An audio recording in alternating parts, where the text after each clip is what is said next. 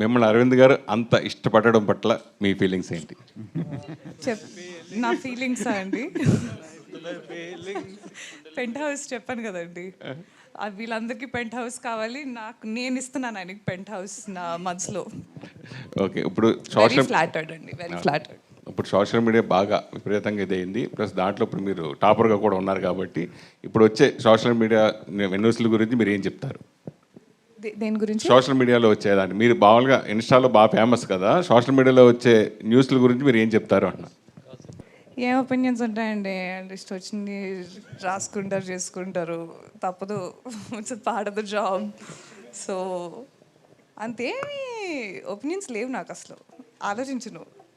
నా గురించి ఏమైనా అంటే అప్పుడు కొంచెం ఫీల్ అయ్యి కొంచెం అలాంటివి జరుగుతాయి, కానీ మీరు దేని గురించి స్పెసిఫిక్గా అడుగుతున్నారో నాకు తెలియట్లేదు. సో నేను కూడా రౌండ్ తిరిగి ఆన్సర్ ఇస్తున్నాను.